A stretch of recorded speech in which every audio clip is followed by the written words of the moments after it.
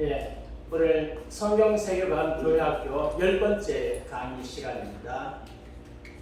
지난주까지 우리가 6대 세계관, 특별히 신학 부분을 살펴보았습니다. 좀 상세하게 했죠. 처음 기초라서 좀 상세했는데 오늘부터는 진도를 조금 내려고 합니다. 진도 낸다고 해서 확 내는 건 아니고 한 두 번 할까 한 번 정도로 줄여보도록 그렇게 하려고 합니다. 오늘부터는 철학을 좀 다루려고 합니다. 미리 겁먹을 필요 없습니다. 6대 세계관의 철학이 어떻게 서로 다른가, 어느 철학이 우월한가 하는 부분을 좀 다루려고 합니다. 오늘은 기독교 철학, 성경 철학입니다. 성경도 철학이는가 철학적으로 접근할 수 있겠고요.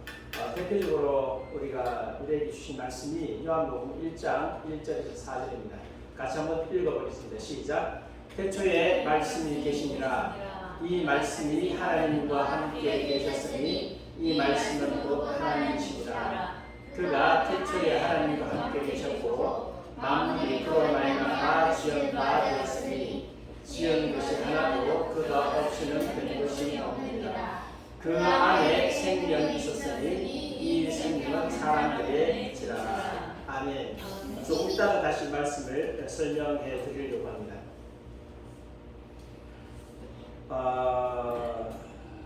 기독교 철학에 있어서 주로 다루는 것이 형이상학을 다루고요. 그 다음 인식론을 다루게 되어 있습니다. 형이상학은 존재론이고 우주론이 있습니다. 너무 어렵게 생각하실 필요는 없습니다. 쉽게 설명을 드리려고 합니다. 우주에 대한 종교적 관점이 다른 어떤 관점보다 경험적 사실을 증명하듯 여겨졌기에 점차 그것을 받아들이게 되었다. 이제 균형 잡힌 이성적 생각이 종교적인, 심지어는 기독교적인 세계관을 강력히 옹호한다고 믿는다. 이분은 C.E.M. 조드라고 하는 분인데 원래 무신론자였습니다. BBC 라디오에 나와서 당시에 이제 인본주의자 버트란드 러셀, 굉장히 유명한 철학자입니다. 러셀과 함께 기독교를 공격했던 사람이 BBC 라디오에 나와서 이런 고백을 하게 되었습니다. 가만히 생각해 보니까 경험적 사실이 기독교 세계관이 가장 탁월하더라. 그래서 자기가 기독교 세계관을 받아들이게 되었다. 그렇게 이야기하고 있습니다. 철학은 이제 몇 가지 문제를 가지고 고뇌하죠. 거기서 답을 찾으려고 하는 게 철학입니다. 첫 번째는 내가 어떻게 여기에 있게 되었는가. 두 번째는 내가 왜 여기에 있는가. 세 번째는 나는 어디로 가는가. 이것 때문에 고민하고 해답을 열심히 찾는 게 철학입니다. 그러니까 기독교 철학이나 이슬람 철학이나 또는 휴머니즘 철학이나 이 철학 이야기할 때는 이 세 가지 기본적인 질문만 잘 기억하면 될 것입니다. 깊이 누구 철학자 사상 이야기하는 시간이 아니고 이 시간에는 가장 기본적인 문제, 철학적 문제에 대해서 성경과 어떻게 다른가라고 하는 그런 부분만 말씀드리지 무슨 철학자 연구하는 그런 시간이 아니다라고 하는 것을 기억하시고 특별히 기독교 세계관과 그렇게 별로 관계없는 이야기는 여기서는 하지 않습니다. 자, 여기에서 기독교는 다른 어떤 세계관보다 이 질문에 대한 충분한 대답을 제공합니다. 가장 완벽한 세계관이다라고 말할 수 있습니다. 그러면 형이상학에 대한 기독교적인 관점을 한번 보겠습니다. 궁극적인 실체가 존재한다. 궁극적인 실체가 존재한다. 그 다음에 하나님은 모든 존재와 실제의 최고 근원이시고 궁극적인 실제이다. reality, 영어로는 reality라고 하는데 보통 이제 실제라고 하는 말로 번역하고 현실이라고 하는 말로 번역하는데 철학적인 부분에서 또 신학적인 부분에서는 현실이라고 하는 말보다는 실제라고 그렇게 번역합니다. 네.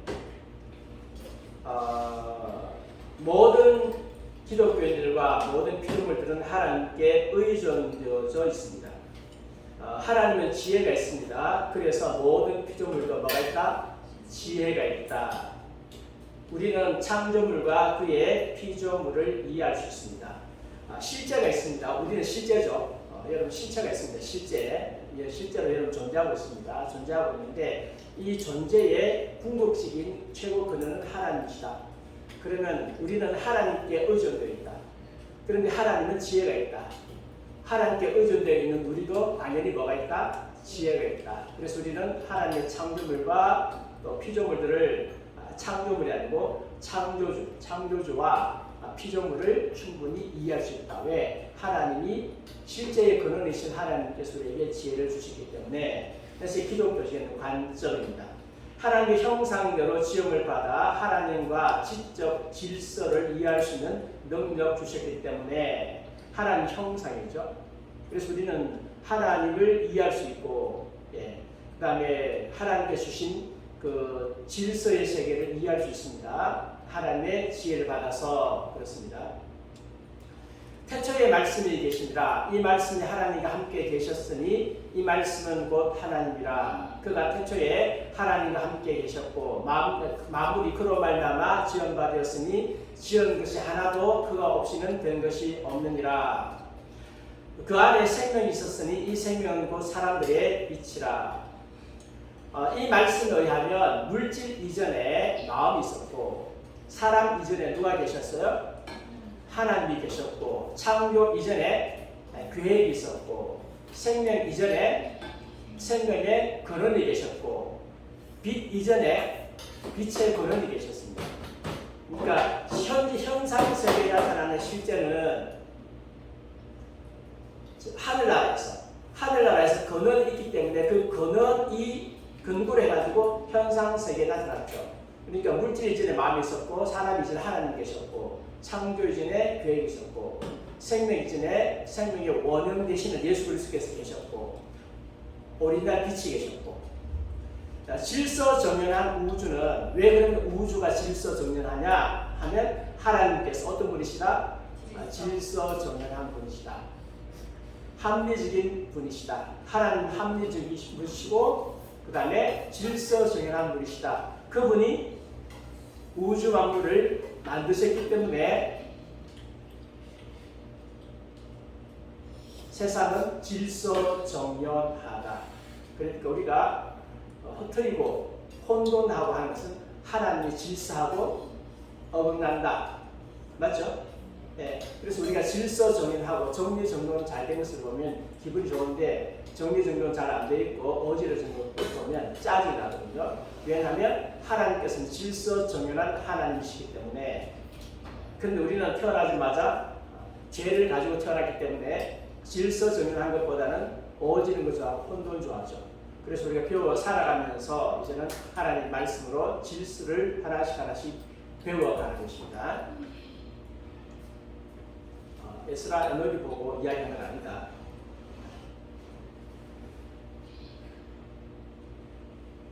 진화론자는 뭐라고 이야기합니까? 우주는 우연한 사고들의 결과물이다. 우연이다. 우연히 뭉쳐서 되었다.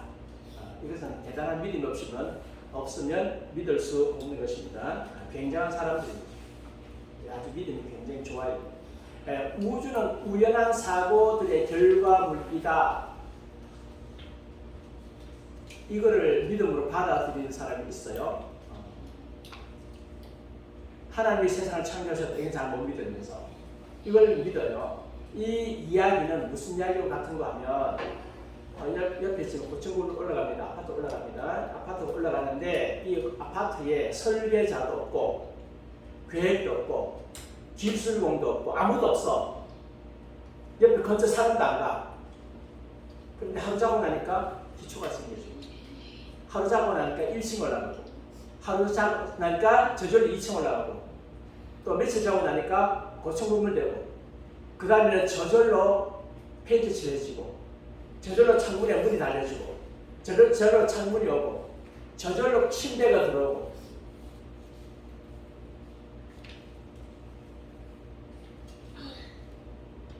그거하고 똑같은 거예요.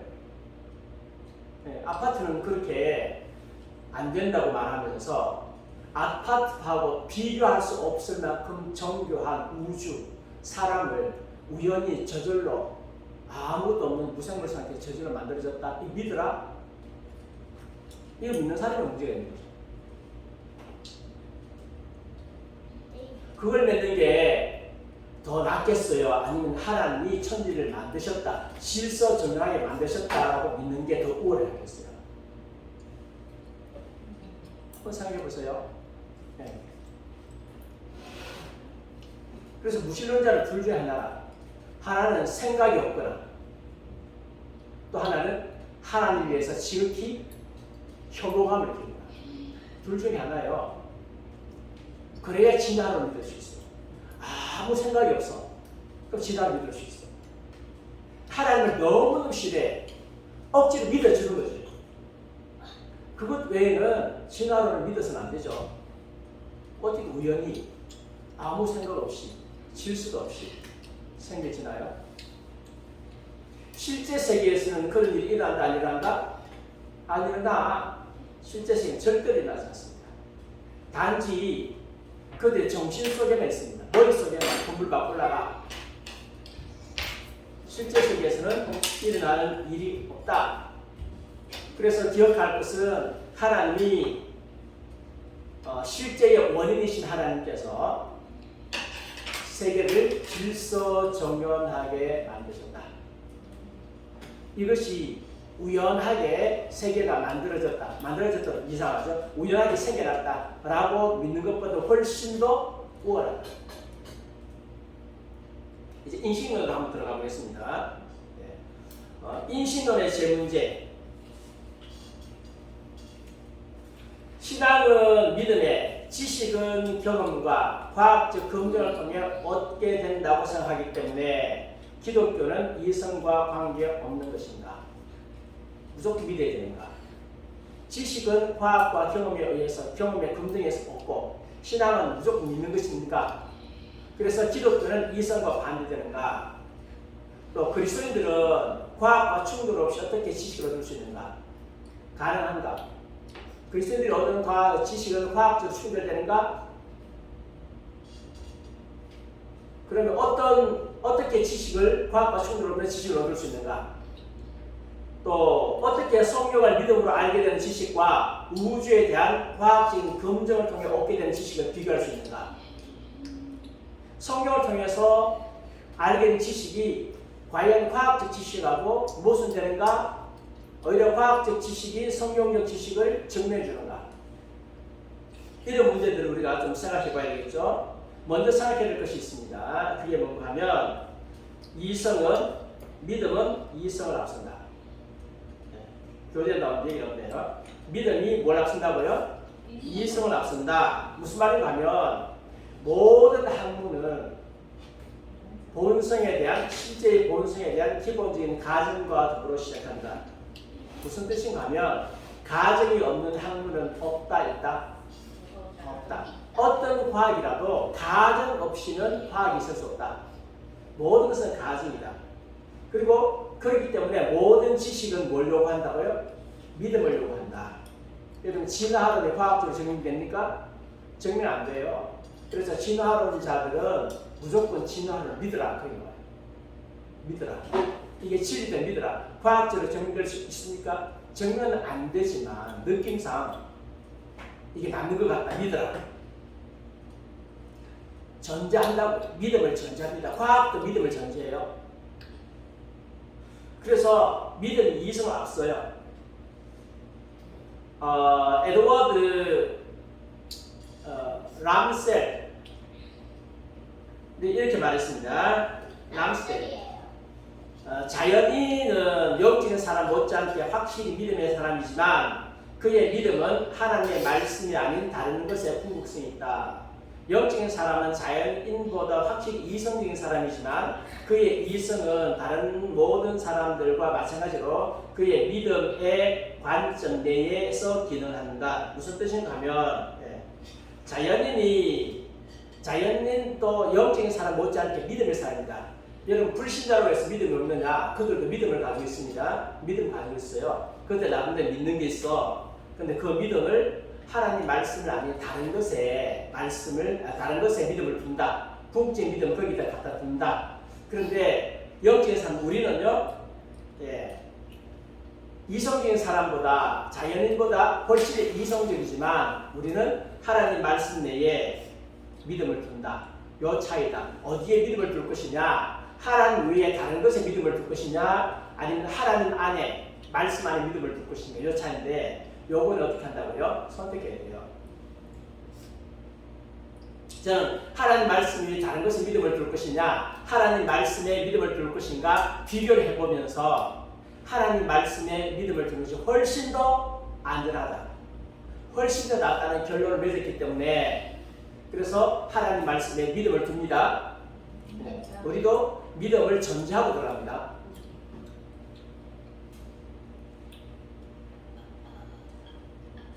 그러나 그들의 어떤 것도 모든 진리의 근원으로 합리적으로 입증될 수 없다.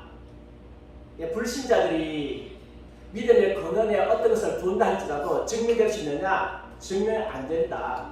그래서 믿음은 이성에 앞서고 믿음의 근원이 되는 어떤 가정도 과학적 방법이나 논리적 추론상에서 증명될 수 없다. 우리가 믿는 하나님에 대해서 여러 가지 간접적인 증거는 굉장히 많습니다. 우리는 믿어요. 여러 가지 증거는 많지만 직접적인 증거는 있다 없다? 없어요. 그리고 직접적인 증거가 없다는 것이 아니라 직접적인 증거가 있지만 직접적인 증거를 화학적으로 증명할 수가 없어요. 과학은 형이상학의 세계를 인정하지 않기 때문에 그들의 틀 안에 하나님이 안 들어온다고. 틀 안에 하나님이 들어오질 않아요. 들어오지 않기 때문에 그들의 방법을 가지고는 하나님을 입증할 수 없어요. 그런데 우리는 입증이 가능해. 근데 과학적으로 입증이 부족해. 논리적으로 입증이 안 돼. 왜? 그들의 사고틀이 요나지도 좁기 때문에 이 크신 하나님을 그들 증명해낼 수 없습니다. 그래서 이성이나 과학 논리를 가지고 하나님을 증명하거나 초자연적인 증명을 하는 것은 불가능하죠. 그래서 믿음이 이성에 앞선다. 올바른 관점을 가진 믿음은 진실한 논리성의 시작을 밝히는 빛이다. 그래서 논리라고 하는 것은요, 믿음에서 출발해요. 올바른 믿음을 가지고 있으면 거기서 제대로 된 논리가 나온다. 내 믿음이 잘못되면 논리도 잘못된다. 그래서 성경을 믿는 사람들은요, 논리적인 추론이 굉장히 정확해요. 그러니까 기독교 철학이 나옵니다. 성경에서 기독교 철학이 나오고요, 성경에서 기독교 심리학이 나오고, 성경에서 기독교 생물학이 나오고, 성경에서 기독교 의학이 나오고 다 나올 수 있는 거죠. 논리적으로 믿음의 합리적인 하나님을 믿는 믿음의 근거에서 나오기 때문에. 근데 하나님이 없는 무신론에서 나온다 하면 전제가 잘못되기 때문에 올바른 추론이 될 수가 없습니다.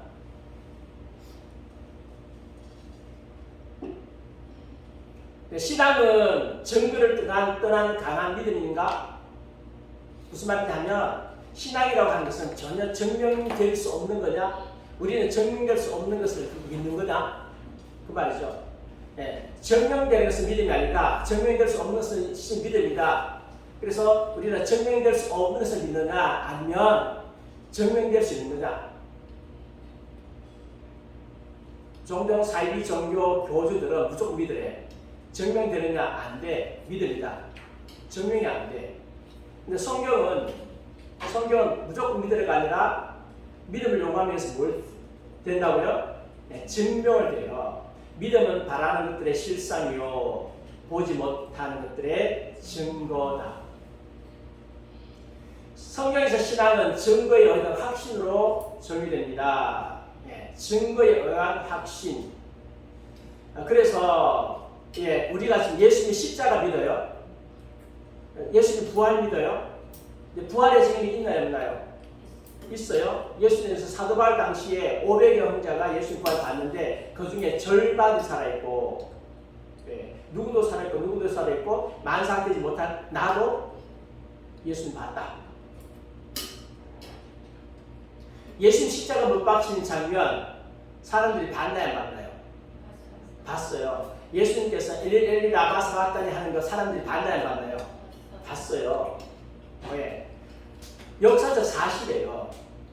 예수님 전설 속 인물 아닙니다. 역사적 사실인데, 역사적 인물이고 역사적으로 십자가에 못 박혔는데 그 주변에 많은 사람들이 가서 실제로 보고 성경을 기록한 거예요. 예수님 부활 실제로 봤어요.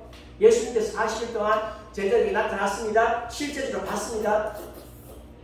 그래서 기독교 철학은 진리를 위한 이성이나 증거를 거절하지 않습니다. 무조건 믿으라. 이게 철학이야. 그게 아니고 기독교 철학하면서 이성과 증거를 잘 사용해서 논리적으로 변호한다. 그래서 여러분이 이것을 잘 배워야 될 필요가 있습니다. 그리스도인들이 전도하는 대상이 여러 종류로 살고 있잖아요. 지성인도 있고 좀 덜 지성인도 있어요. 근데 지성인들은 전도를 딱 하려고 하면 기독교 교리나 또는 모순적으로 보이는 것들을 딱 들고 와가지고 공격해 되면 우리가 무조건 믿으라. 그냥 무조건 믿으라. 그게 좀 말이 좀 잘 안 통하잖아요. 예. 그래서 우리가 이 지금 세계관, 이 공부가 굉장히 중요한 거예요. 전도를 위해서 너무너무 중요한 거예요. 준비하셔도 굉장히 힘들어요, 사실은요. 예. 1시간 강의하지만 1시간 강의 위해서 이틀은 빡 매달려야 돼요. 그런데 강의 준비하고 마지막 날에 가면 좀 더 봐야 될 책들이 있는데 좀 더 부족한데 이런 것들이 막 오거든요. 그렇다고 해가지고 이 강의를 가지고 일주일 애들 할 수는 없잖아요. 각각 시간을 갖다가 이렇게 다 나누어 가지고 쓰기 때문에 굉장히 힘든 가운데서 하기 때문에 이런 걸 좀 잘 들으시면 좋겠습니다. 그리고 사실은 이 기독교 세계관, 이 강의가 결코 쉬운 강의가 아니에요. 상당히 철학적인 이야기들, 그 신학적인 이야기들, 학문적인 이야기들이 굉장히 많아요. 왜 그러냐면 이게 지금 사상을 다루는 거거든요. 사상을 다뤄요. 사상을 다루면 저쪽 세계에서 어떤 사상을 가지고 있는가 정확하게 파악을 해야 되고 설명을 해야 되고 설명한다고 다 아는 것도 아니고 이해도 시켜야 되고 또 우리가 어떻게 변증해야 되고 논증해야 되고 무엇이 더 우월한 일을 믿음이 아니라 이성적으로 사람들이 논리적으로 설득력 있게 듣도록 만들어야 되고 하는 이런 작업들이 결코 쉬운 작업들이 아닙니다. 근데 해야 돼요. 왜? 그리스도를 변증하고 또 불신 세계에 그리스도를 증거하기 위해서 해야 되는 부분입니다. 그래서 지금 이제 한 챕터씩 해가는데 잘 소화하십시오. 여러분들이 해야 될 일은 딱 한 가지입니다. 잘 경청만 하면 됩니다. 잘 경청을 한 번 듣고 잘 모르면 두 번 듣고 세 번 들어가지고 내 것으로 소화하고 하면 돼요. 네. 그래서 여러분들이 강의 준비하고 할 필요 없습니다. 이것만 잘 들어도 충분하다. 그래서 잘 설득을 시켜가지고 그들이 그리스도께로 돌아오도록 만드는 게 여러분들이 할 일이기 때문에 그래서 잘 들으셔야 되는데 특별히 철학 부분이 굉장히 중요합니다. 철학 부분이 중요하니까 잘 들으셔야 됩니다. 자, 시작은 진리이다. 그 이유는 그 진리가 증명될 수 있기 때문입니다. 네, 신약의 진리라고 하는 것은 증명됩니다. 예수 그리스도의 말씀. 예수님께서 말씀하셨어요. 3년 동안 예수님께서 여러 말씀을 하셨습니다. 그 말씀이 진실되다라고 하는 것을 뭐로 증명합니까? 네, 그 말씀, 예수님의 말씀이 진리다라고 하는 것을 증명하는 것은 예수님의 부활이에요. 예수님께서 우리에게 산상수훈의 말씀 주셨죠. 주옥 같은 말씀 주셨습니다. 그분이 똑같이 하신 말씀이 나는 너희들의 죄로 해서 십자가에 못 박혀 죽는다. 죽고 사흘 만에 살아난다라고 하셨어요. 그렇게 말씀하셨는데 만약에 예수님께서 사흘 만에 부활하지 않으셨더라면 예수님의 모든 말씀은 거짓말이에요. 근데 예수님이 살아나셨잖아요. 예수님 부활하셨잖아요. 부활하셨기 때문에 예수님의 모든 말씀은 진실. 그러니까 예수님의 말씀이다. 진리로 증거가 되는 거예요. 증명되죠? 그래서 여러분들은 예수님의 말씀을 예수님의 말씀 하나님의 말씀이니까 그래서 진실되고 진리다라고 해서 믿고 증거하시면 돼요. 왜? 이미 증명되고 검증된 말씀이기 때문에 그렇습니다. 그래서 또 기독교는 이성이 사용할 수 있는 역사적 증거들을 가지고 있습니다. 역사적으로 역사적으로 진실합니다. 성경의 역사는 진실해요. 창세부터 시작해가지고 성경의 역사는 진실합니다.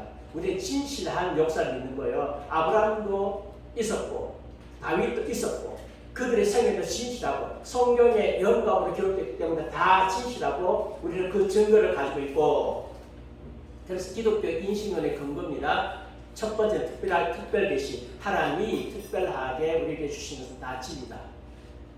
받아들이죠. 두 번째는요 역사와 증거법. 역사를 통해서 진실한 것이 증명되었고 그 다음에 증거를 통해서 증명되었고 그 다음에 과학적 고고학. 그러니까 고고학을 연구해 보니까 성경의 역사가 진실이다. 그 중에 제일 중요한 것은 특별 계시죠. 네. 여기 보겠습니다. 여기는 이제 휴머니즘이에요. 휴머니즘. 기독교는 인식론은 기독교죠. 여기는 학문이에요. 학문. 역사, 증거, 고고학. 여기는 경험, 과학적 검증. 이성이 들어가요. 믿음에. 기독교적 기본 가정. 이게 기본 가정인데요. 네. 특별 계시가 왔습니다. 특별 계시. 그 다음에 여기 믿음이 왔고요. 그 다음에 이성, 역사, 증거, 고고학 해가지고 여기 기독교 인식론을 구성합니다.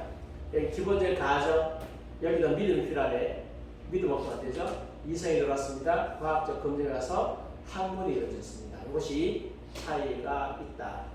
여기는 생명을 주는 것이고 생명. 네. 여기는 기껏했죠. 이 세상에서 성공을 줄 수 있습니다. 생명을 주지 못합니다. 철학적 자연주의자입니다. 철학적 자연주의자는 믿음을 바탕으로 가정합니다. 역시 믿음을 바탕으로 하고 모든 자연주의자는 초자연이 맞지 않는다? 존재하지 않는다는데 동의합니다. 초자연이 존재하지 않는다는 것을 증명할 수 있습니까? 없어요. 증명 못해요. 근데 그냥 가정하는 거예요. 초자연이 없다, 하나님도 없다, 천사도 없다, 천국도 없다, 지옥도 없다, 네. 마귀도 없다, 귀신도 없다, 네. 없다. 거기다 동의해라. 네 동의 안 하면 너는 우리 그룹 못 들어와. 네가 우리 그룹에서 놀려고 하면 무조건 동의해. 초자연이 없다는 사실은 자연주의자들에 의해서 강조되고 있는데 이들은 이것이 논리적이라기보다는 뭐라고요? 감정적 결론이라는 사실에 전혀 개의치 않는다. 네. 그래놓고 자기는 과학적이래. 증명됐대.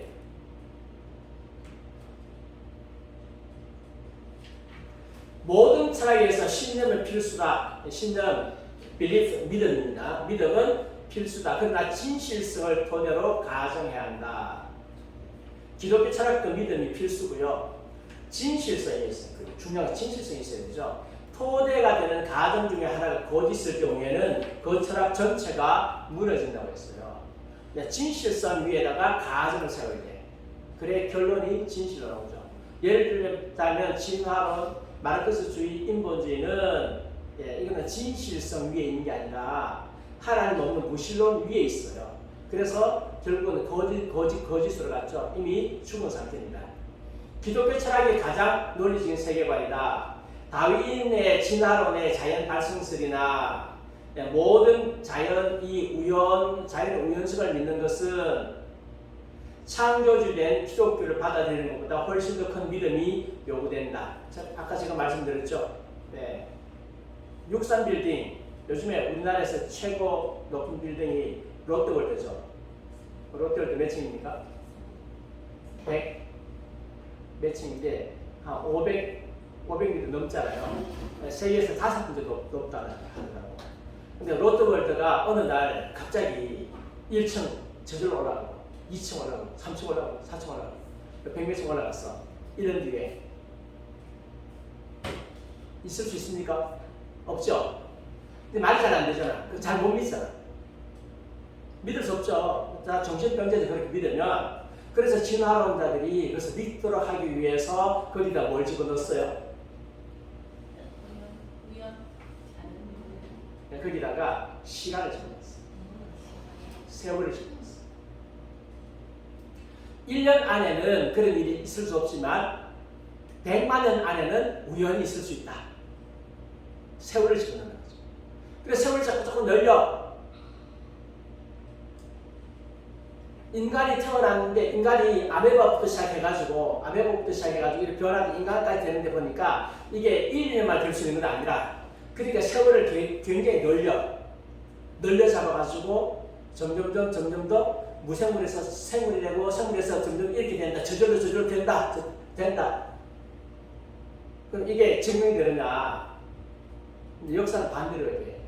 연력학 제2법칙에 하면 완벽한 상태에서 점점 더 무질서한 상태로 간다. 파괴적인 상태로 가지. 가만두면 파괴적인 상태로 가지. 가만두면 건설적인 상태로 가지 않는다. 이게 법칙이다.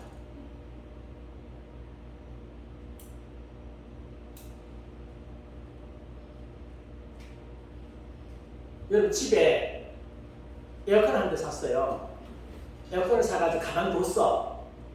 가만두니까 이 에어컨이 어느 날 갑자기 기능이 더 좋아져가지고 100만원짜리 200만원짜리 되고 200만원짜리 400만원짜리 되고 그렇게 기능이 막 좋아집니까? 아니잖아. 에어컨 한 대 샀어. 가만뒀어. 그러니까 먼지 묻고 해가 녹슬어. 나중에 안에 가면 기계가 녹슬어. 몇 년 뒤에서 보니까 에어컨 작동이 안 돼. 질서의 상태에서 어떤 상태로 가요? 무질서의 상태로 가죠. 가만두면 무질서의 상태로 가죠. 그러면 좋아졌어. 좋아졌다고 하는 것은 누군가가 만들었다는 거잖아요. 그죠? 사람이 아메바 상태에 있다가 갑자기 해가지고 나중에 눈도 생기고 막 머리도 진짜 생기고 막 생기고 가만히 아니죠. 혹시 그런 일이 있었다면 누군가 건드린 거지. 차원도 속에서 건드리는 거죠. 누구가 건드리는 거죠.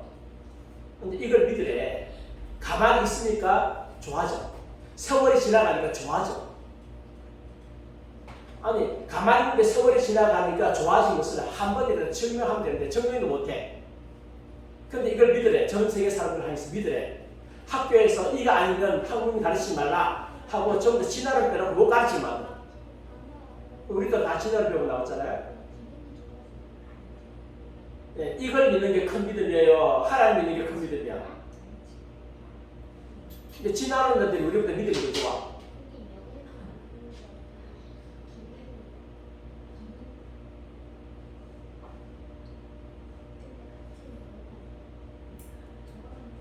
옛날에 전화기 있었어요. 전화기가 어느 날 갑자기 엘리콜로 바뀌었어. 그러다가 엘리콜이 어느 날 갑자기 스마트폰으로 바뀌었어. 가만히 있는데 에너지 이게 가능해? 불가능하지. 아무도 안 만들었는데 이게 가능해? 그러니까 1년 만에 바뀌었다 그러니까 이게 지금 자기도 말이 잘 안 되잖아. 말이 잘 안 되니까 이게 세월을 막 집어넣어. 그래서 엘리콜이 스마트폰으로 바뀌었는데 100년 걸렸다. 100년 바뀌었다. 이 말이 돼요? 말 안 되지. 엘리콜이 스마트폰으로 바뀌는 것은 반드시 누군가가 어떻게 했다? 만진 거죠. 누군가가 새롭게 만든 거지. 그래서 진화를 믿는 것보다 기독교 철학 믿는 것이 훨씬 더 논리적이다. 맞죠? 네. 네, 훨씬 논리적이에요. 이런 사고 체계 훈련을 그리스도인들이 해야 돼요. 사고 체계 훈련. 지금 세상에서는 말도 안 되는 걸 가지고 어릴 때부터 해가지고 쇠뇌시키잖아요. 쇠뇌시켜가지고 쇠뇌받은 사람들이 지금 튀어나오거든. 교회 들어온다고. 내 자녀가 학교 가서 쇠뇌당하고 있거든요. 아이들이 쇠뇌당하고 있어요.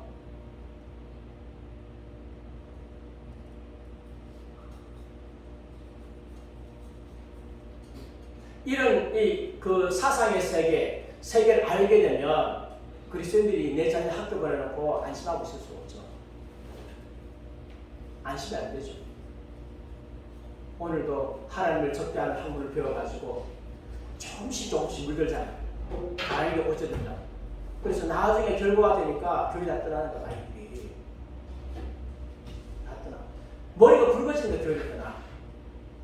훨씬 더 교회에서 배우는 성경적인 체계고 훨씬 더 과학적이고 더 논리적이고 더 맞는데도 불구하고 떠나는 거야. 왜요? 그게 왜 또 물담기는 거지. 근데 그리스도인들이 그런 부분들에 대해서 전혀 신경 안 쓰고 있다가 내 자녀 사탄 자녀 나락에 떨어진단 말이에요.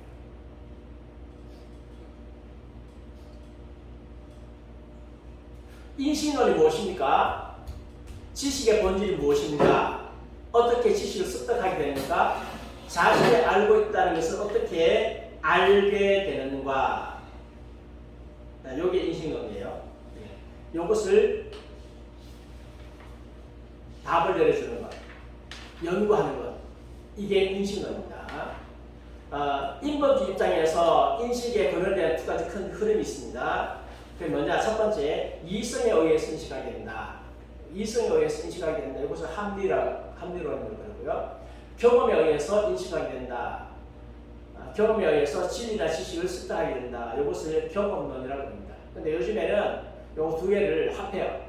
경험과 이성 두 개를 가지고 둘을 통해서 인식하게 된다 해서 이것을 상호작용론이라고 이야기합니다. 그럼 기독교적인 관점에서 보겠습니다. 기독교적인 관점에서 보면 이성과 경험 모두 진리 인식과 지식 습득을 위해서 필요한 것이다. 우리 이성 무시하지 않습니다. 경험 무시하지 않습니다. 여러분 에드워즈의 저서 보면 에드워즈가 그 철학자 존 롱콜 되게 좋았어요.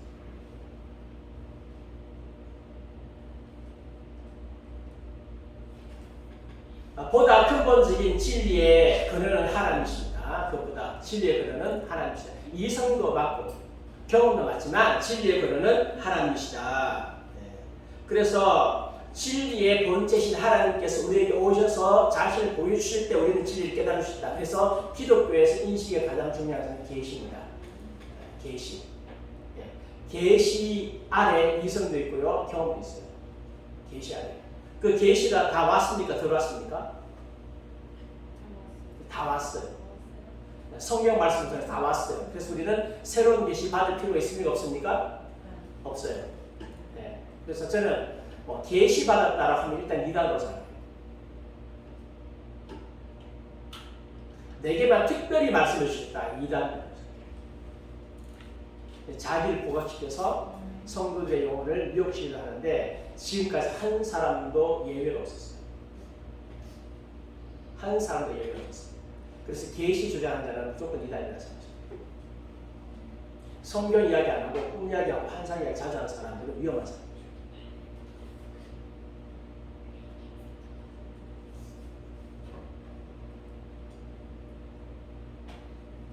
인식의 유한성.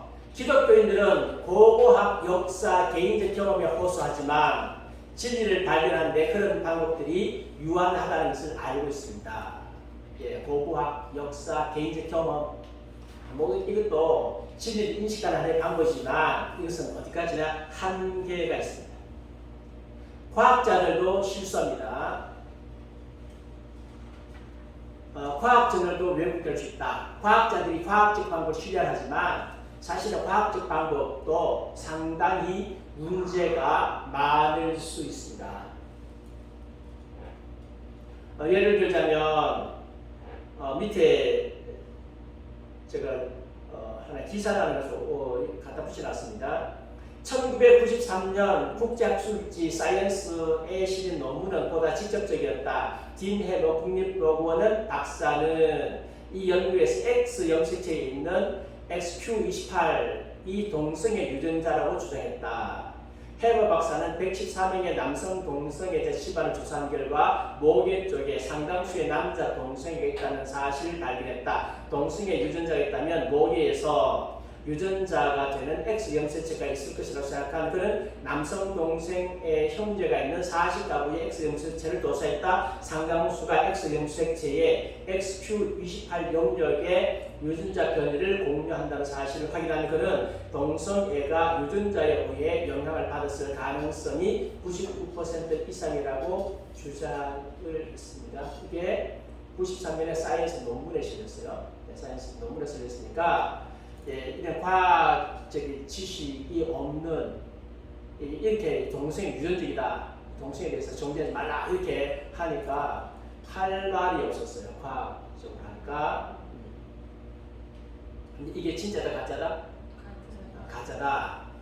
세월이 지났습니다. 그러나 최근의 연구들은 이와 정반대의 결론을 내놓고 있다. 당장 해머 박사 등이 참여한 공동 연구진은 2005년 국제학술지 휴먼 제네틱스의 XQ28이 동성애와 크게 상관이 없다.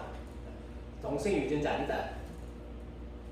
2명 이상의 남성 동성애자가 있는 146가구에 속한 456명의 유전체를 분석한 결과에다 47만여 명의 유전체를 분석한 이번 논문에서 제1저자로 참여한 안드레아 가나 MGH 연구원은 과거의 연구들은 동성애자 남성과 형제 동성애자가 속한 가구 등 소규모 그룹을 대상으로 진행돼 유전자가 동성애에 어떤 영향을 미치는지 파악하는 데 한계가 있었다며 동성애에 대한 유전적 영향은 매우 적다. 그러니까 동성애는 유전된다 안 된다?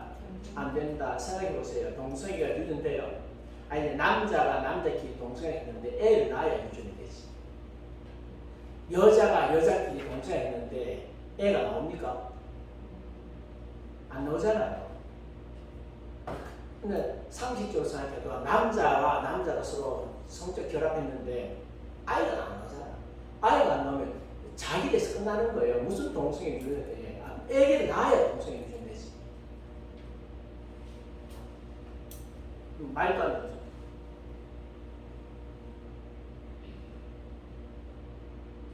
그런데 이것이 법제체 과학 잡지에 실렸단 말이에요. 이 과학적 오류죠. 거기에 실렸으면 다 맞습니까? 아니죠. 최근에 뭐예요, 저게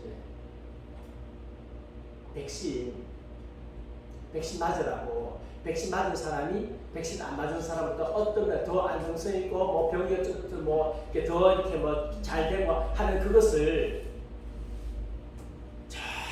이스라엘에 있는 누가 연구를 하는 끄집어내가지고 이야기하고 얼마나 많은 표본 예상을 가지고 했는지도 모르고 그냥 뭐 논문으로 하면 다 맞는 줄 알고 끄집어내가지고 막 그냥 사람들에게 과학적인 근거가 있다라고 했는데 오히려 백신 맞고 사람들이 더 죽은 거예요.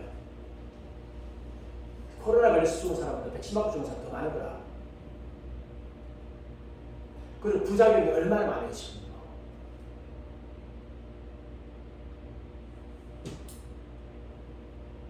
옛날에는 그래도 과학자들이 그래도 정직했는데 요즘은 과학자들이 정직하잖아요. 이래 이렇게 물 먹어가지고 과학자들은 거짓말 잘해.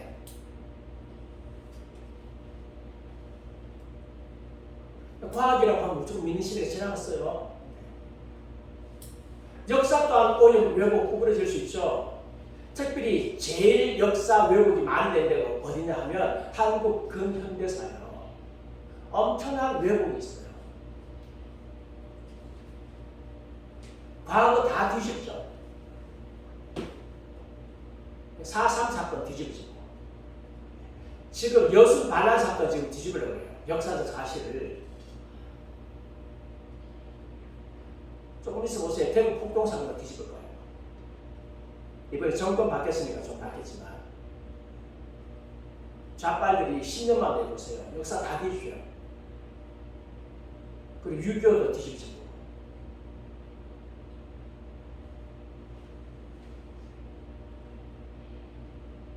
개인적 경험도 사실이나 지식에 있어서 좋은 근원이 될 수 없습니다.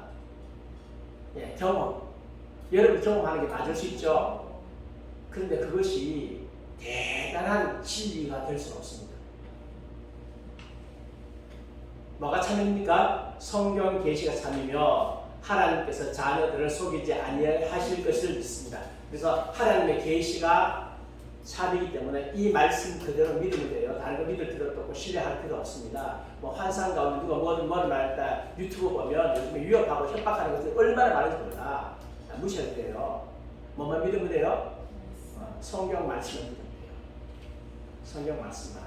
네. 성경 말씀 오면 뜻이 있느냐? 여러분이 말씀 읽고 읽으면 하나님께서 다 알 수 있도록 만들어 주셨어요. 특별히 신학적 문제가 아닌 이상 읽으면 누구든지 하나님의 뜻을 알 수 있도록 하나님께서 그렇게 만들어 주셨어요. 서로 사랑하는 말씀이 어렵습니까?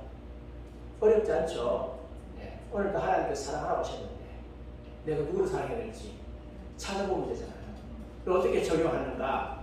서로 사랑하는 말씀을 어떻게 내가 적용해서 이 말씀을 실천하는가? 그래서 실천을 방금 가르쳐 주셨잖아요. 네 가지만 하면 돼. 교훈과 책망과 바르게 함과 의로 교육함. 예, 그렇게 하면 적용이 딱 나와요. 구체적으로 적용이 다 나와요.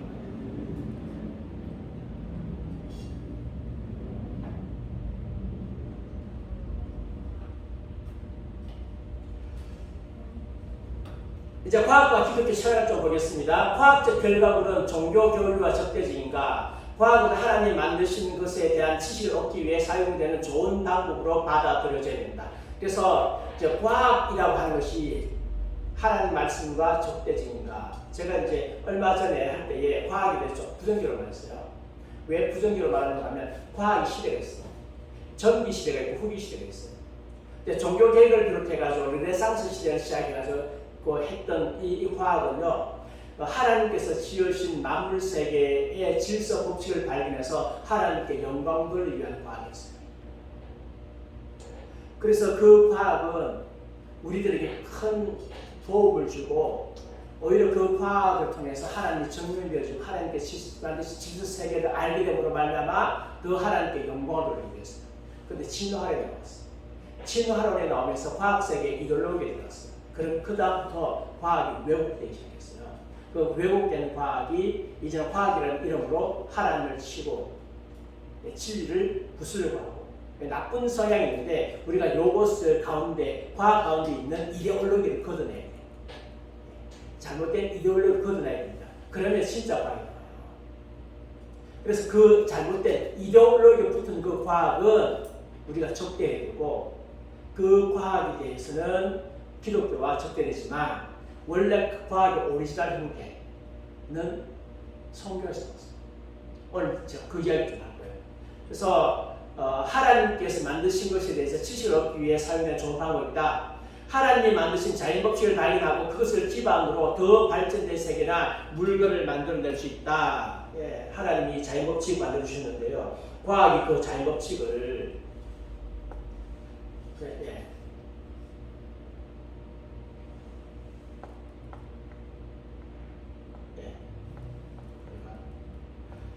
과학이 그 자연 법칙을 발견하죠. 그래서 더 발전된 세계나 물건을 만들어낼 수 있습니다. 그래서 양력 법칙을 과학이 발견했어요. 그럴 때는 뭐가 만들어졌어요? 비행기가 만들어졌어요. 불이익의 법칙을 과학이 발견했습니다. 그랬더니만 불이익의 법칙을 이용해서 뭐가 만들어지고요? 배가 만들어졌어요. 항해할 수 있죠. 하나님께서 신겨주신 법칙을 잘 발견해서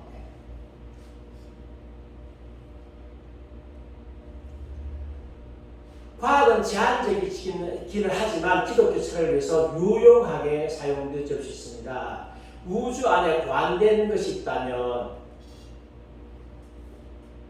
고안자가 있죠. 고안된 것이 있습니다. 우주에 질서가 있다면 질서를 주시는 분이 있죠. 저희 하나님께서 최초의 우주의 원인이라는 것, 우주적 주장의 버팀목이 될 수 있다.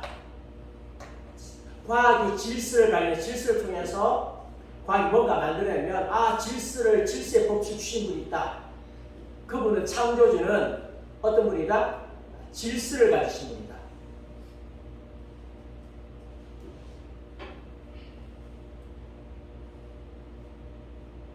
그래서 하나님의 존재에 대한 네 가지 과학적 발견입니다. 무슨 말인가 하면 과학이 하나님의 존재에 대해서 네 가지 방법으로 증명해 줄 수 있습니다. 첫 번째, 연력학 이법칙. 우주 내에서 사용 가능한 에너지가 고갈되고 있으면 무한히 존재할 수 없다. 그래서 에너지는 자꾸 좀 없어지는 거예요. 고갈되고 있다. 질서에서 뭐로 간다? 무질서로 간다.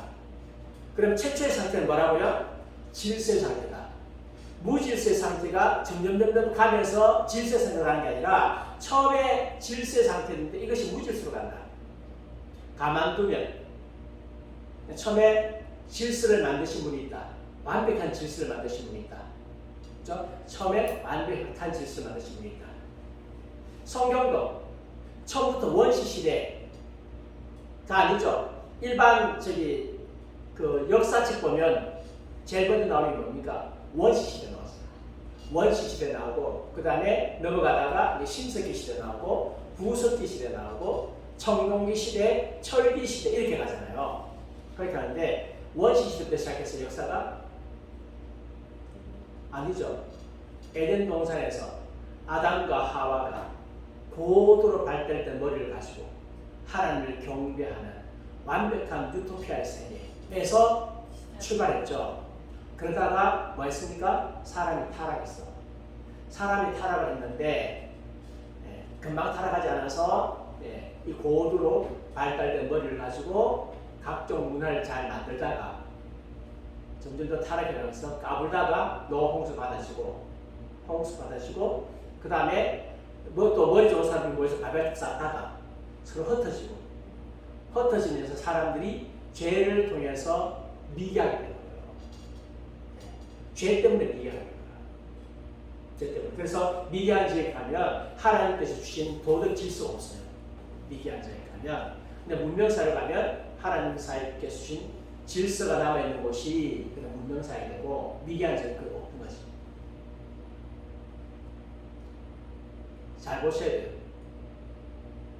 그 다음에 자연 발생이 무생물에서 생물로 진행되면 불가능하다.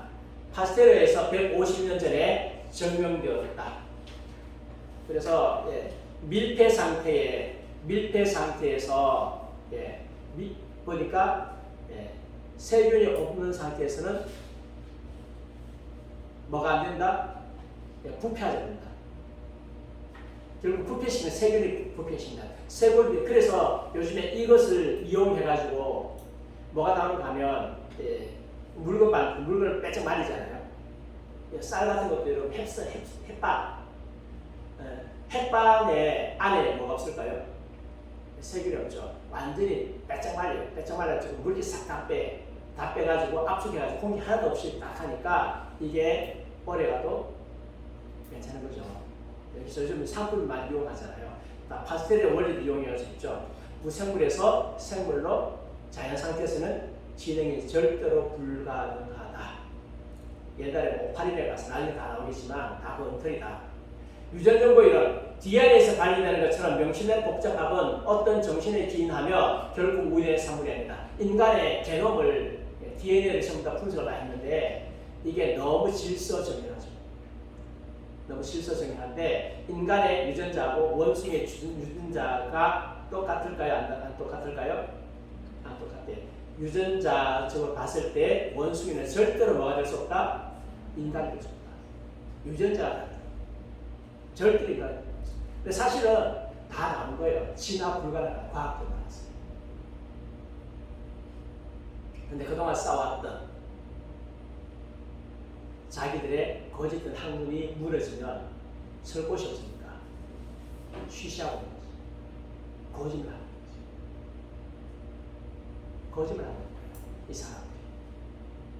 정직하지 못한 거죠. 이 정도 정보가 나왔는데 아직도 진화를 주장한다? 그들이 하나님 기독교에서 말하는 하나님 싫다. 그러면 최소한 설계자는 있다고 말해요.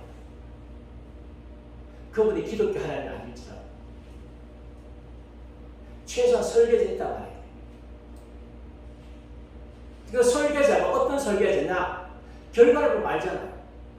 우리 선한 거 좋아하잖아요. 그렇죠? 선한 거 좋아하고 거룩한 거 좋아하잖아요. 본성적으로 좋아하잖아요. 그러면 우리가 만든 우리의 설계자는 무엇을 좋아하시는 분? 선을 좋아하시는 분. 우리가 거룩하고 깨끗하게 살면 양심이 기쁜 거지만 더럽게 살면 양심을 같이 보잖아요. 그러면 우리를 만드신 그 하나님, 그 최초의 설계자는 어떤 분? 거룩하신 분. 우리가 서로 살아가면 기분이 좋고 기쁘고 즐겁잖아요. 미워하는 것보다. 미워하는 게 괴롭잖아. 그러면 우리를 설계하신 분은 어떤 분? 사랑에 많으신 분. 우리가 남을 용서할 때에 어떻습니까? 용서 안 해줬더니만 너무 용서하고 나니까 마음이 평화가 왔어. 용서 이렇게 좋은 부분을 알았잖아. 그러면 설계자 어떤 분요? 용서하시는 거예요. 그래서 결과를 가지고 자꾸 이제 원인을 추정해가 이 원인이 제1 설계자가 누굴까 어떤 분일까 보니까 이 설계자가 누구와 같아요? 그 온 세상에 신이라는 신 다 모았어. 석가도 모으고 힌두교 신도 모으고 브라만도 모으고 뭐 그다음 알라도 모으고 전부 다 모았어. 다 모았는데 다 모아가지고 제1 원인자는 어떤 신일까 추정해보니까 알라도 아니고 브라만도 아니고 석가도 아니고 공자도 아니고 원시종에서 믿는 신은 독도 아니고 돌신도 아니고 나무신도 아니고 가장 유사한 흡사한 신이 어떤 신? 하나님. 우리가 믿는 하나님.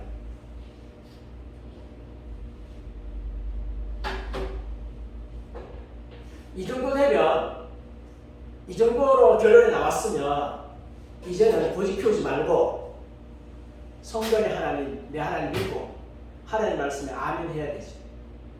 이 정도 나왔으면 이성이 거기까지 제공해 주잖아요. 이성이 여기까지 됐잖아. 고집 피우지 말고 성경의 하나님이 제1 원인자구나. 내가 그 하나님 믿어야지. 이렇게 나와야지. 그래서 말씀드렸죠. 무신론자는 지극히 생각을 아는 사람이구나. 하나는 하나님에 대해서 지극히 혐오를 가진 사람이다. 합리적으로 생각하면 제1 원인자, 설계자 있으니까 설계자 없으면 말이 안 되니까 설계자가 있는데 이 설계자가 기독교 신과 똑같다라고 나온다는 합리적 생각에 인류 원리, 지구라는 행성뿐 아니라 우주도 생명체를 수용하기 좋도록 분명히 미세조정되어 있다. 그래서 인간이 저기 화성에 갔다면 폭파한다는 거죠. 물론 뭐 산소도 없지만 근데 우주를 가만히 보면요. 우주를 보면 지구상에 있는 산소와 화성에 있는 산소가 같을까요? 다를까요?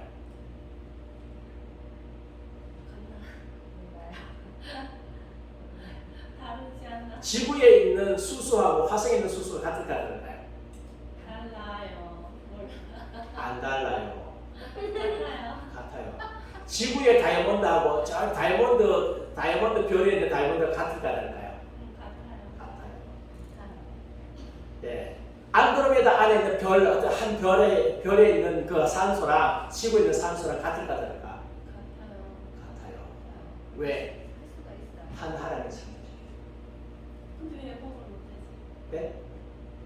아니, 인간이 살 수 없도록 만들었죠. 하나님이 필요 없으니까 살 수 없도록 만들었죠. 그러니까 하나님께서 만드신 뜻은 있을 거예요. 뜻은 있지만 인간이 무조건 다니며 살 수 있도록 그렇게 만들지 않았어요. 근데 지구라고 하는 곳은 하나님이 인간의 살기에 적당한 곳이고 인구 폭발 걱정하지 말아요. 그것은 다 이게 진화론을 하는 얘기고 염려하지 마세요. 하나님을 믿지 못한 사람들이 인구 조절을 한다고 까불다가 지금 나라 이번에 우리나라도 박정희 대통령이 이걸 좀 잘못하셨어. 쏘갔어. 둘만 나와 잘 빌었자 하나만 나와 잘 빌었자 이러다가 우리나라 지금 인구 절벽만 나가지고 지금 국민들이 아무리 나라도 안 나. 우리나라는 앞으로 500년만 지나가면 인구가 없어진대. 그 상태로 가면. 그래서 기독교인들이 아이를 많이 낳아요. 기독교인들이 아이를 많이 낳아야 되는데 아이를 교육시키는 법을 그리스도인들이 개발했는데 이제 그 중에 하나가 홈스쿨이거든요. 근데 요즘 홈스쿨하기가 쉬워요. 그렇게 옛날처럼 어렵잖아요. 학문하는 것은 대개 요즘에 좋은 학습 방법이 너무 많이 나와 있기 때문에 잘할 수 있고 또 혼자 하기 힘들면 교회에서 그룹에 좀 모아서 이렇게 하는데 대구도 좀 몇 군데 생기고 그렇게 있어요. 문제는 이제 재정적으로 좀 많이 좀 힘들어서 대부분 성도들 별로 안 힘들 거라 교육자들 별로 안 힘들어요. 애들 한국에 교육하기. 어쨌든 간에 미국에 열병도 하더라고. 하는데 아버지는 첫째는 잘 키워. 첫째는 열심히 교육시켜. 그럼 첫째는 둘째 교육하고 둘째 셋째 하고 이렇게 하는 거예요. 근데 최고의 교육관이 뭐냐 하면 가르치는 거예요. 가르치면 내가 잘 되고. 그러니까 제가 지금까지 신학을 공부했던 방법이 뭔가 하면 가르치는 것이에요. 20살 때부터 가르쳤으니까 애들 불러보고 요즘에 신앙고에서 방학 때 불러보고 가르치고 가르치니까 공부 안 할 수 있어요? 공부해야 되잖아요. 하니까 기본돼 있죠. 그 위에다가 이제 교리 전도사 때 계속해서 교리 가르치고 알든 모르든 계속 가르치고 계속 가르치다 보니까 실력이 늘는 거예요. 그래서 아이들 이 실력이 늘는 방법이 뭐냐면 형이 동생을 가르치는 거예요. 형이 동생을 가르치고 그럼 형의 실력이 늘까 안 늘까요? 늘죠. 근데 동생은 없어. 그럼 누구를 가르쳐야 될까? 어느 가르치면 되지? 조카 가르치면 되지. 주일날 불러가지고 조카 가르치면 되지. 이렇게 자꾸 가르치는 거예요. 그러면 실력이 더 늘어나. 자, 그 다음 보겠습니다. 과학을 적대하지 마세요. 과학은 우주 안에서 하나님의 의도를 알아낼 수 있는 성공적인 방법입니다. C.S. 루이스가 말했습니다. 과학에서 우리는 거저 시의 주석을 읽고 있었을 뿐이다. 기독교에서 우리는 시 그 자체를 발견하게 된다. 그렇습니다. 자, 기독교가 과학의 기원이었다는 주장은 설득력이 있다. 기독교가 과학의 기원이었다. 프란시스 셰프가 말했습니다. 유명한 분이죠. 세계가 합리적인 신에 의하여 창조되었기 때문에 과학자들은 관찰자로서 자신들과 관찰의 대상 사이에, 즉 대상과 목표 사이에 연관성을 찾게 된 사실에 놀라지 않았다. 이 기간이 없었더라면 현대 서양 과학은 탄생하지 못했을 것이다. 하나님이 창조하셨기 때문에 하나님께서 창조하신 대상을 열심히 연구했습니다. 그래서 과학이 탄생했습니다. 기독교는 과학의 어머니다. 노만 가이슬러는 과학의 기원이라는 책에서 현대 과학의 초자연적인 뿌리가 있다고 말했습니다.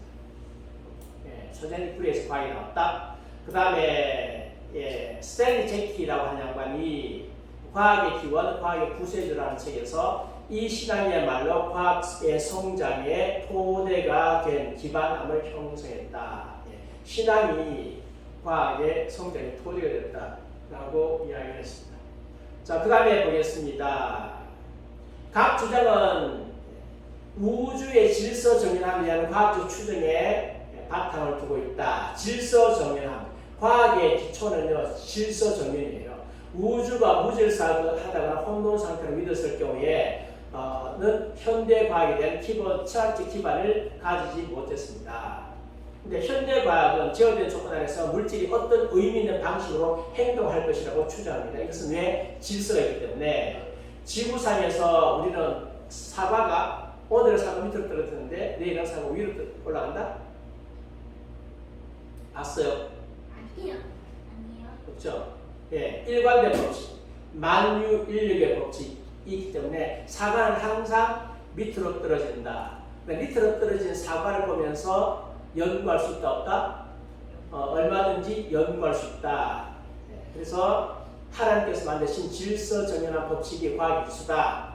루이스에 의하면 사람들이 자연 속에서 법칙을 예상했기 때문에 과학적이 되며 법칙이 있다. 그래서 자연에 뭐가 있다? 법칙이 있다. 그 법의 어떤 제정자에 관해서 믿었기 때문에 자연 속에서 법칙을 예상한 것이다. 하나님이 만들어 주셨다. 그래서 만들어 주셨다. 창조적이 있다면 법칙이 있을 것이다. 창조적 없다면 법칙이 없죠. 설계라고 하는 것이 아무것도 없는 상태에서 설계되는 게 아니잖아요. 고도의 건물 짓는 것도 고도의 그 지혜가 있습니다. 그래 건물 지을 수 있어요. 설계자가 대단한 사람들이에요. 보면 그 설계하는 걸 보면요, 우리가 생각지 못한 것까지 다 설계를 해요. 건물 실컷 지었는데 나중에 보니까 전선이 안 들어갔어. 어떻게 돼요?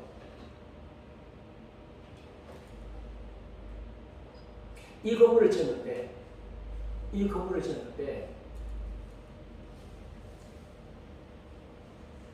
건물 안에다가 수도 파이프를 했는데 그걸 안 놨어. 이제 먹어보는지 아닌지. 근데 여기는 수도 파이프 들어있어. 이쪽에 들어있는데 2층에 수도 파이프 안 들어있어. 2층이 저 건물 바깥에 벽 바깥에 수도 파이프가 있는 거예요. 겨울에 얼어야 돼요.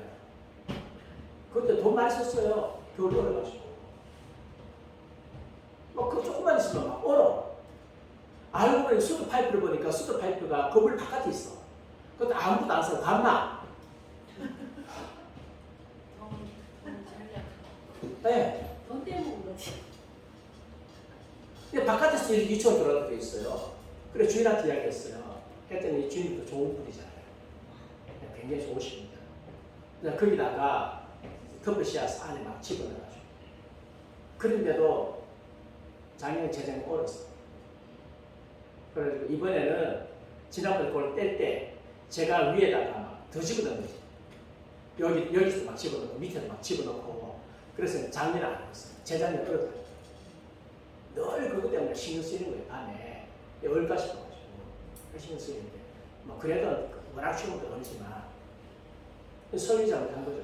근데 보통 보면 설계 너무너무 잘해. 기가 막히죠. 우리 생각하지 못했던 것까지 다 설계해. 저 컴퓨터 보면서 깜짝 놀랐어요. 컴퓨터 보면서 스마트폰 보면서 너무 설계가 잘 돼서가지고 이게 인간의 머리가 가능하냐. 근데 그것도 다 설계해. 하나님의 설계는 놀랍죠. 인체가 얼마나 대단한지 아십니까? 인체 때문에 나오는 학문이 얼마나 많은 줄 아세요? 한의학이 왜 나온지 아십니까? 하나님께서 인체를 너무 멋있게 만들었어. 여기에 들어가는 곳마다 혈자리라. 이게 지금 다 혈이 연결되고요. 다 이게 연결되어 있잖아요. 연결되어 있는데 이게 기가 막히게 되어 있어요. 우리가 아직 발견하지 못한 것 많아. 그래서 나는 인체에 대해서 어떤 분이 인체에 대해서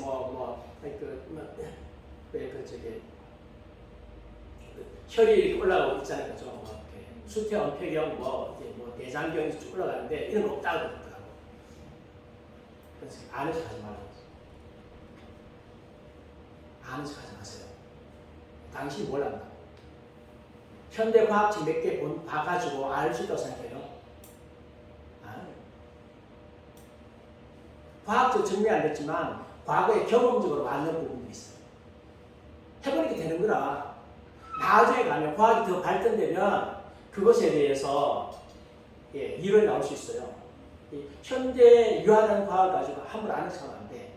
하나님께서 만드신 인체의 세계는요, 우리가 생각한 것보다 훨씬 더 정밀해요.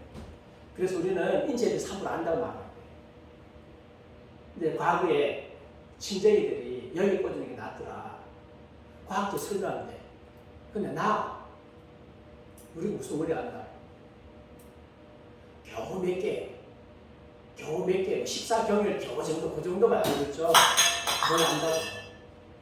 14경일만 있는 줄 알았지만, 그거 없이도 너무 잘 나와. 찌르니까. 그래서 제가 경례 기회를 가지고 있는데, 경례 기회를 지금 몇 개더라? 600개인가 700개라. 14경열은 365개잖아요. 근데 경례기에 600개가 700개가 지금 있어. 그것만 있나요? 제가 요즘 침 놓을 때 어떻게 놓는가 하면 다 무시하고 놓거든.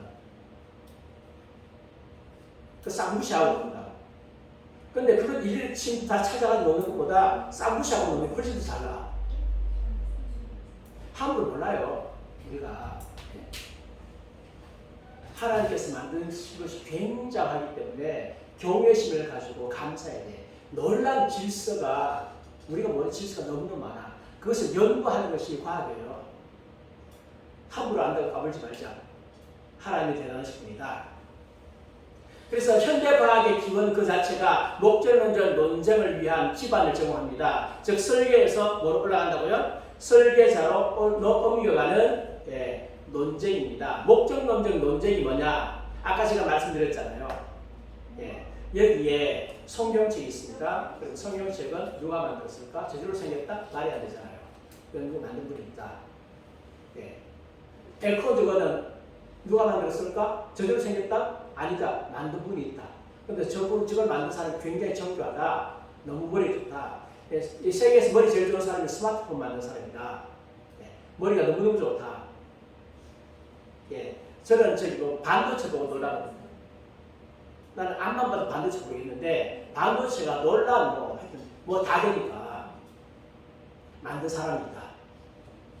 그러면 그것보다 훨씬 더 정교한 인체를 만들고 동물을 만들고 식물을 만들고 우주를 만드신 분 얼마나 위대한 설계자일까.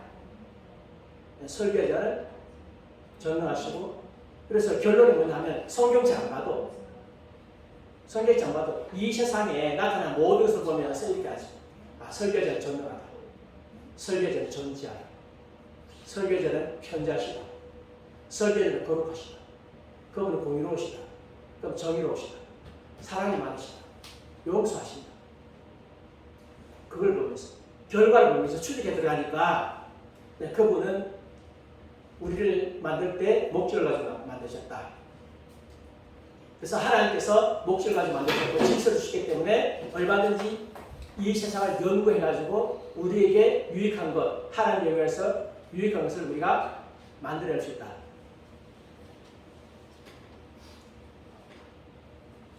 요청을 제가 조금 소개할 것입니다. 과학의 영혼의 책이에요. 이거는 낸시 피어스, 그 다음에 찰스 텍스턴이 지어집니다. 조금 요 안에 있는 내용을 좀 더 보충해서 설명드리려고 합니다. 로렌 아이슬리가 이렇게 말했습니다. 역사가 가져다 준 유례 없는 본보기 들인 낯선 저람들 가운데 실험적 과학 방법 자체를 분명하고 논리 정연하게 탄생시켰던 것은 뭐다? 기독교 세계였다. 기독교는 과학과 반대된다? 아니요. 오히려 과학을 만들어낸 종교가 기독교다. 과학을 만들어낸다. 그런데 과학하고 기독교하고 적대자라고 인식합니다. 사회에서 그렇게 배웠어요. 그죠? 종교재판에서 갈릴레오가 들어가가지고 저기 종교재판 받는데 야, 지구가 둥그냐 안 둥그냐 맞죠? 그래서 갈릴레오가 지구는 안 둔 겁니다 하고 나오면서 그래도 지구는 돈다. 그러고 나왔다. 그런 이야기, 유명한 이야기 있습니다. 그래서 이제 대표적으로 갈릴레오 이야기인데 기독교하고 과학하고 적대적으로 딱 만들었어요. 이게 역사적 사실이냐? 역사 사실 아닙니다. 왜 그러면 기독교하고 과학하고 적대적이 됐느냐 하면 소위 말하면 기독교를 적대화시키려고 하는 나쁜 놈들이 있었어요. 그 사람들은 그냥 19세기 말에 영국에서 토마스 헉슬리의 영향을 받은 이 양반이 토마스 헉슬리입니다. 소수의 과학자들과 몇몇 과학학자들은 기독교 문화적 지배, 특별히 성공회의 지적 지배를 전복시키려는 모임을 결성을 했습니다. 이들의 목표는 기독교 세계관을 자연만이 존재한다고 주장하는 과학적 자연주의로 대체하여 사회를 세속화시킵니다. 유럽 사회가 당시 기독교 세계관인데 이 뭐라 한다? 기독교 세계관 뭐라 한다? 자연주의 세계관으로 사회를 만들고 학교를 만들겠다. 그런 목표를 세웠습니다. 그래서 트레이터가 쓴 종교와 과학 간의 충돌의 역사 이 책이 있습니다. 인본주의자입니다. 과학사를 인간의 이성의 확장력과 전통적인 신앙과 같은 인간적인 관점에서 비롯된 억압이라는 상호 경쟁하는 두 세력간의 투쟁에 관한 설화다. 인간의 이성으로 과학을 발전시키는데 종교를 가지고 억압했다. 이게 바로 과학사다 하면서 과학과 종교를 대척점에 두었습니다. 어디에서요? 이 책에서. 종교와 과학 간의 충돌 역사라는 책에서. 그 책을 읽었어요. 사람들이 종교가 대척되겠다 라고 생각한 거죠. 가톨릭 교회가 손에 피를 적신 채 모든 진보를 이룩하려는 시도들을 화형과 칼을 동원하여 철저하게 억눌렀다. 과학적 발견해서 다 죽였다. 종교라는 이름 때문에 이렇게 썼습니다. 사실 아니고 사실이 아니고 두고 보면 알겠죠. 화이트라고 하는 양반이 과학과 신학 사이에 전쟁 역사를 적었었어요. 모든 근대사에 있어서 종교가 지닌 관심 분야에 대한 과학의 간섭은 설령 그 간섭이 아무리 신중했다 할지라도 종교와 과학 양 분야에 가장 비참하고도 나쁜 영향력을 행사했다. 결국 과학이 발전되지 못하도록 종교가 막았다. 과학이 발달되면 종교는 피해를 본다고 생각하고 나갔다. 그래서 과학과 종교는 대척점이다 라고 이런 책들을 통해서 인본주의자들이 기독교 마치 과학을 반대하는 것처럼 쇠뇌교를 시켜서 세계 사람들이 쇠뇌를 당해가지고 오늘날도 비난을 많이 받고 있습니다. 이런 책들이 많죠. 줄을 이루고 있죠. 네. 그런데 실제적으로 보면 종교 계획자들은 코페르니쿠스에 대한 논쟁 자체를 무시했다. 칼빈도 그를 공격한 적이 없었다. 예. 그 코페르니쿠스가 그 옛날에는 지구가 중심이 있었다고 그랬어요. 예. 이것도 조금 생각해봐야 되지만 지구가 중심이 있다고 사람들이 믿었는데 지구 중심에 태양이 돈다 했는데 코페르니쿠스가 태양 중심에 지구가 돈다 했죠. 근데 그래서 모든 뭐 기독교인들이 다 비난하고 매장시켰다라고 말하는데 사실은 요즘처럼 매스컴 시대가 아니고 신문에 있는 것도 아니고 라디오가 있는 것도 아니고 한국 지역에서 지구가 뭐 지구가 태양을 본다라고 한두 시에 떠들어본들 그 말이 종교 개혁자들까지 오기에 시간이 얼마나 많이 걸렸어요. 한두 시에 떠들어. 당시에 그게 또 중요한 이슈도 아니다. 그러면 여기에 우리부터 그것을 잘 알고 막 비난하고 아니죠. 당시에 이슈 자체가 아닌데 그걸 갖다 마치 비난하는 것처럼 이렇게 후세 사람들이 왜곡을 많이 시켜가지고 그래서 개신교도 오해를 굉장히 많이 받고 있어요. 네, 아리스토텔레스의 철학에서 채택된 중세 우주론이 지구를 우주의 중심에 놓은 것은 사실이다. 그러나 중세의 우주론에서 우주의 중심이 특별한 의미를 지닌 것이 아닙니다. 지구가 중심에 있다 하더라도 여기 지구에 아리스토텔레스입니다. 지구가 중심에 있다 하더라도 이것이 무슨 특별한 의미가 있느냐? 그건 아니다. 그냥 그렇게 보이니까 현상적으로 그렇게 보이니까 당시에 뭐 과학 표명을 읽는 것도 아니고 별자리 연구하는 것도 아니고 눈으로 보기에 이렇게 도니까 그렇게 말했죠. 그렇게 말했지만 그게 무슨 뭐 특별하게 어떤 장소가 아니다 그죠? 정반대로 중심에는 뭐가 있다고요? 지옥이 있다. 우주의 중심에는 지옥이 있고 그 옆에 지구가 있고 전체 순서 점차적으로 이제 고상 행성이 자리 잡았다라고 중세 시대 때 그렇게 믿었다는 거죠. 그러니까 우주의 중심에는 지구라기보다는 지옥이 있었다라고 믿고 있었다. 중세 우주론에서 인간의 의미는 지구 중심적 위치에서 비롯된 게 아니고 지구가 중심이 있기 때문에 인간이 중요한 게 아니고 하나님께서 인간을 향하여 보이시는 호의의 공간인 것이다. 인간이 왜 중요하냐? 하나님께서 인간을 특별하게 사랑했기 때문에 중요하지 지구의 중심에 살고 있기 때문에 중요한 것이 아니다. 이게 중세 시대의 인간론이다라고 하는 것입니다. 그래서 따라서 코페르니쿠스의 이론이 인간 가치에 대한 기독교의 가르침을 위협했던 이론은 시대착오적이다. 아니다. 시대착오적이다. 후세 사람들이 왜곡한 거다. 그럼 이제 여러분 유명한 갈릴레오 논쟁을 보겠습니다. 조지오 트산티아냐 이 양반이 갈릴레오의 범죄라고 하는 책을 썼는데 아마 그 갈릴레오에 대해서 가장 연구를 많이 한 사람이에요. 가장 연구를 많이 해서 갈릴레오의 전문가예요. 전문가인데 이 양반이 이제 그 책에서 뭐라고 이야기하면 이렇게 말했습니다. 갈릴레오 사건이 유명한 과학자와 종교적 교리 사이의 대결은 아니다. 그래서 뭐 지구가 돈다 안 돈다 지구가 둥글다 안 둥글다 이것 때문에 종교 전쟁이 벌어진 게 아니다. 오해하지 마라. 자기가 연구해보니 그게 아니더라. 그래도 지구가 돈다 그건 아니더라. 역설적으로 말하면 교회 내의 지식인 다수는 갈릴레오를 지지한 건데 당시에 갈릴레오가 지구가 둥글다라고 말했잖아요. 말했는데 그것에 대해서 교회 안에서 갈릴레오를 지지한 사람 많았어요. 그에 대한 가장 분명한 반대는 세속적인 견해, 즉 대학의 철학자들로 나왔습니다. 누가 반대했다고요? 철학자들이 반대했습니다. 교회에서 반대한 게 아니고 철학자들이 반대했습니다. 그럼 철학자들이 왜 반대했냐? 갈릴레오를 로마로 귀환케 해 종교재판의 법정에 질문을 답하도록 명령했던 교황조차도 한때는 갈릴레오의 지지자들 중에 한 사람이었다. 과학으로서 갈릴레오의 이론은 논쟁의 여지가 없었다. 이것 때문에 논쟁한 게 아니라 종교재판에서 이것 때문에 논쟁한 게 아니다. 다만 그에 대한 반론은 갈릴레오가 아리스토텔레스의 철학을 위시한 모든 형용사학적, 영적 그리고 권력과 관련된 사회적 결과들을 논박한 것이다. 당시 아리스토텔레스에 기반해가지고 윤리학과 철학과 모든 학문들이 다 써있는데 갈릴레오가 과학을 통해서 그걸 논박해버린 거예요. 그러니까 철학자들이 그거 논박하면 자기들 쓸 공간이 있나 없나요? 없죠. 사회 질서 유대는 안 되나요?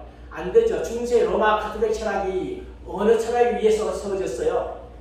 토마스 아퀴나스의 철학이.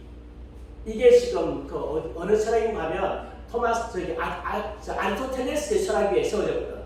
이게 다 무너지는 거야. 다 무너지니까 아리스토텔레스를 보호해야 되는 거 아니야 됩니까? 해야 되거든. 성경을 구하는 게 아니라 아리스토텔레스를 구하는 거예요. 그래서 사실 따지면 갈릴레오하고 성경과 전쟁이 아니고 뭐하고 전쟁?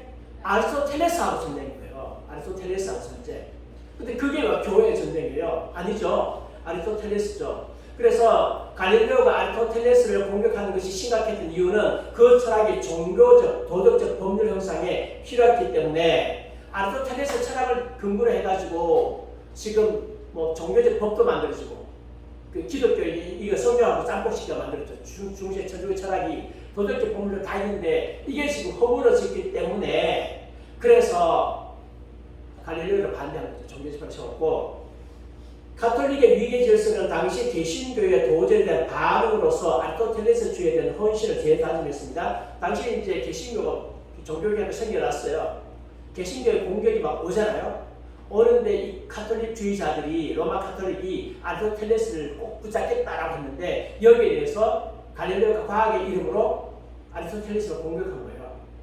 공격하니까 아리스토텔레스를 막기 위해서 지금 종교재판을 하는 거죠. 그래서 갈릴레오의 아리스토텔레스에 대한 공격은 적군에게 탄환을 제공하는 것으로 해석될 수 있었다. 예. 그래서 과학과 기독교의 싸움이 아니다. 뭐의 싸움이라고요? 철학의 싸움입니다. 갈릴레오가 아리스토텔레스 철학을 비판하니까 그것에 대한 싸움이었다. 그걸 갖다가 계몽주의자들이 왜곡을 해가지고 기독교 싸움으로 바꿔놨다. 자, 그러면 과학을 만들어낸 기독교 세계관, 기독교 세계관이 과학을 만들었습니다. 오늘 여기에 있고 내일도 여기에 있다. 성경은 자연이 실제적으로 가르칩니다. 그러나 많은 다른 신앙 체계들은 자연을 비실제적으로 여깁니다. 실제적이다. 범신론과 관념론은 유한하고 특정한 사물을 단지 유일하고 절대적이며 무한한 것의 현상에 불과하다. 힌두교는 매일의 물질 세계는 마야 환상이다. 너희의 물질 세계는 환상이다. 물질 세계를 그렇게 비난하는 철학이 과학의 필수적인 물질 세계에 관심을 일으킬 수 있을까요? 네. 물질은 없다. 네가 보는 것은 환상이다, 호상이다라고 이야기하는데 거기에서 무슨 과학이 나오겠습니까? 안 나오죠. 그러니까 자연이 실제한다고 가르쳐야만 거기서 과학이 나올 수 있다.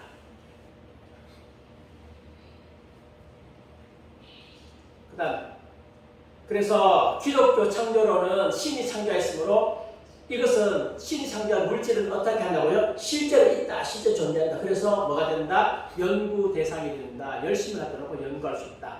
기독교 철학이 세계관이 과학을 만들어내는 과학의 사상적 기반이 되었다. 두 번째, 하나님은 세상을 선하게 만드셨다. 물질은 하나님의 영광과 사랑을 위하여 사용되어져야 됐습니다.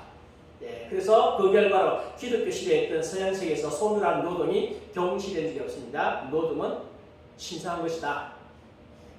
이를 위한 노예제도도 없었고 기능공들은 존경의 대상입니다. 요즘에는 기능공들이 상당히 존경을 많이 받아요. 그런데 얼마 전까지만 하더라도 기능공보다는 사무실에서 펜트에 걸린 사람들 훨씬 더 존경받아. 근데 사무실에서 펜트에 걸린 사람은 은퇴하고 나면 할 일 없는데 기능공들은 죽을 때까지 할 수 있어요. 굉장히 중요한 거예요. 이게 기독교 세계관에서 기술을 많이 가르쳤고 노동은 중요하기 때문에 기술 개발되는 거죠. 우리나라 유교 사회에서는요, 굶어 죽더라도 양반 일 안 해. 일 안 해요. 그리고 일하는 사람 경시여요. 일하면 일해가지고 해놓으면 다 또 빼들어가. 그러니까 기술이 발전되고 산업이 발전될 수 없어요. 그죠? 네. 이를 위한 노예지. 그래서 노동의 존엄성에 대한 가치 상승이 과학적 연구의 보증이 되었다. 그래서 과학 연구가 태어나게 됐습니다. 세 번째, 신이 아니라 종원. 자연은 선하지만 뭐가 아닌가? 신이 아니고 피조물이다. 그래서 신격과 반대. 피조물이죠. 신격과 반대죠. 근데 이방 종교들은 정령론, 봄신론, 자연 신의 현존, 신의 본질 유출, 따라서 경외의 대상이라. 자연이 어디 감히 경외의 대상 연구한다고 해? 왜 연구 못하는 거죠? 과학이 나올 수 있을까요? 없어요. 그런데 성경적 창조론은 물질 세계를 하는 피조물이라. 하나님의 영광과 인류 복지를 위해서 사용되어져야 됩니다. 그래서 인간이 자연을 즐기면서 두려움 없이 연구할 수 있어요. 두려움 없이 연구해가지고 개발해서 오늘 우리들이 필요한 것들은 사실 기독교 세계관에서 나왔어요. 따지면 스마트폰도 기독교 세계관에서 나왔어요. 불교 세계관도 절대 못 만나요. 유교 세계관, 이슬람 세계관 택도 없어요.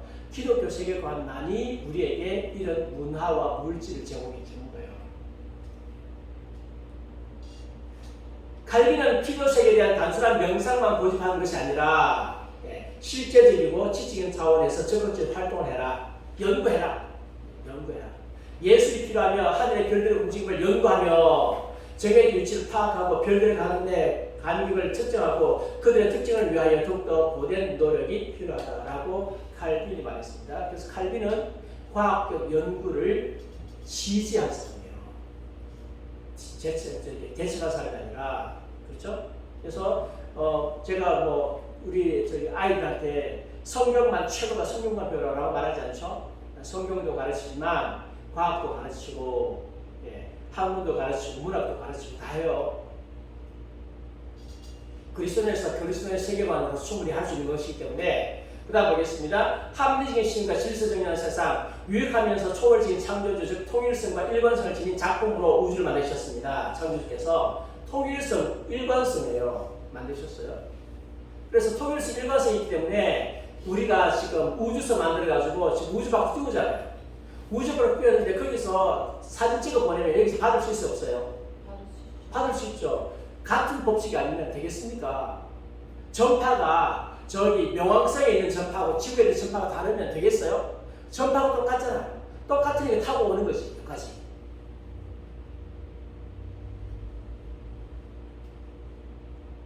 지금 우주 밖에 나갔어요. 지금 태계 밖에 나갔습니다. 무슨 보이지 마.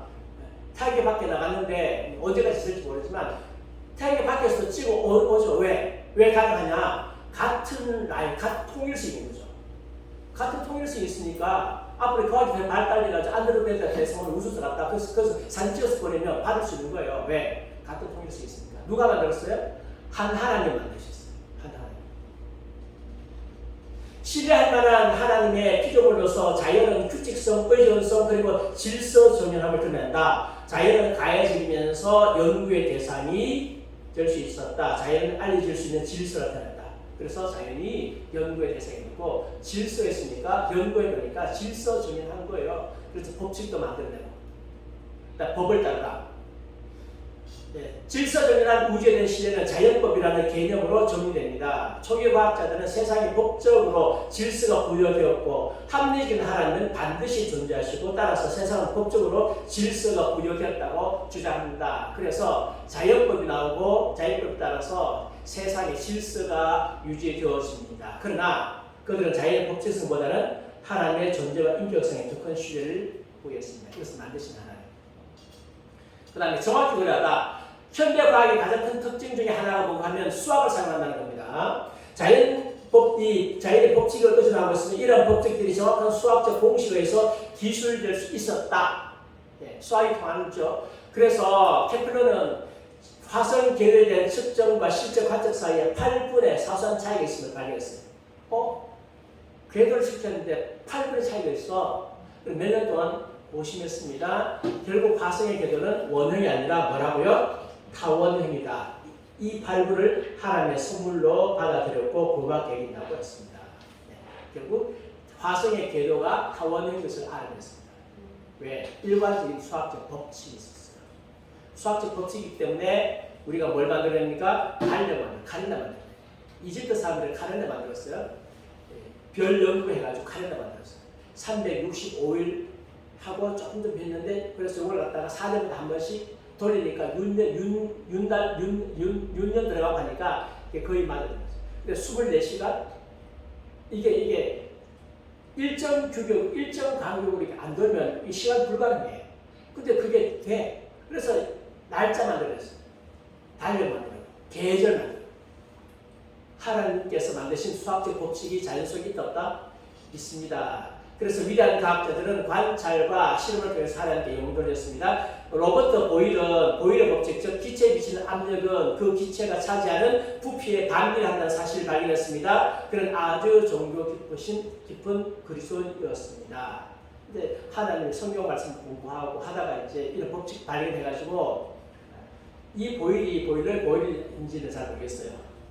그 정도에 대해서 그런 것 같게 돼. 이거 보니까 제가 한번 연구해 볼게요. 신이 우주를 설계했고 자연의 모든 현상들은 하나의 거대한 계획을 따를 것으로 기대되었다. 우주를 설계한 하나의 지성은 서로 연관된 현상들을 통제하는 기본적인 원리들을 틀림없이 하나로 묶어 놓았을 것이 틀림없다. 뉴턴이 말했어요. 이 원리는 만유인력 법칙 발견의 원동력이 되었다. 무슨 말인지는 다 이해 못할 수도 상관없지만 어쨌든 간에 하나의 원리를 발견해가지고 그것이 바로 만유인력 법칙을 발견하는 원동력이 되었다. 하나님이 질서정연하게 만드셨기 때문에 물리적 운동의 분석에 대한 기하학과 수학의 적용은 기독교의 무에서의 창조론에 근거한다. 창조론에 근거해서 결국은 수학도 나오고 기하학도 나왔다. 그래서 하나님의 영광을 위해서 관찰하고 열심히 실험하라. 창조주신 하나님, 당신의 피조세계에서 내게 이렇게 기쁨을 주심에 대해서 감사드립니다. 나는 당신의 손으로 만들어진 것을 보고 즐거워합니다. 이제 나는 부름을 받은 일을 완성하였습니다. 이 일을 하는 가운데 나의 명예, 당신이 부여하신 모든 재능을 사용하였습니다. 요하네스 케플러가 말했습니다. 아주 유명한 천체학자죠. 그 다음에 한 5분만 하면 끝날 수 있습니다. 이제 심신관계 문제, 정신적 증거 들어가겠습니다. 초자연주의자가 말하는 우리입니다. 마음 혹은 의식이 육체적 영역과 온전히 독립된 상태에 있다. 다시 말하면 우리의 마음, 의식, 정신은 육체와 온전히 분리되어 있다. 이것이 초자연주의자가 있는 것입니다. 기독교인으로서 우리는 정신이 저 우주적인 정신의 반응임을 믿으며 초자연주의 전제 또한 또 다른 증거이다. 생각의 과정이 물질 세상과 다른 그 무언가로 여긴다. 그래서 우리의 마음, 생각 이런 것들은 정신 이런 것들은요 물질 세상과 다르다. 단순하게 뇌작용이라고 말하기 어렵다는 거죠. 사람의 영은 육체에 작용하고 또한 영향을 주게끔 만들어졌으며 육체는 정신이나 영혼에 작용하게끔 만들었다. 서로 연관성이 있습니다. 영혼은 육체에 연관성이 있고 영향 주고 육체는 영혼에 영향 줍니다. 영향을 줍니다. 근데 서로 실체는 개체는 다르다. 이게 우리가 믿고 있는 겁니다. 그렇죠? 그래서 뇌와 정신은 구별이 있다 없다? 구별이 있다. 구별이 있다. 사물의 질서 전체에 대한 구별을 암시합니다. 뇌는 존재합니다. 뇌는 물질이에요. 물질이 아닌 다른 무언가가 존재한다. 뇌는 물질이지만 뇌 속에 정신이 들어가 있어요. 정신은 물질이 아니다. 우주 내에 생각하는 존재들과 그 공간적인 존재 사이 그리고 혹은 영적인 존재와 물질적 존재들 사이에 주요한 차이를 발견한다. 인간의 육체와 정신에서 영적인 존재와 물질적 존재 사이에 통합적 상호작용을 한다. 인간은 육체와 정신 있습니다. 영적인 존재, 물질 존재 서로 통합되어 있어요. 살아있는 인간을 구별할 수 나눌 수는 없지만 같이 붙어 있는 거죠. 그래서 많은 기독교 사상가들은 뇌와 정신 사이의 구분이 직관에 의해서 명백하다 하는 것을 믿게 되죠. 그래서 이것은 더럽은 정신을 만드신 더럽은 존재가 있다 하는 증거가 되어진다. 그래서 정신은 그저 물질적 현상에 불과하다는 유물론적 입장은 정당화될 수 없습니다. 정당화될 수 없어요.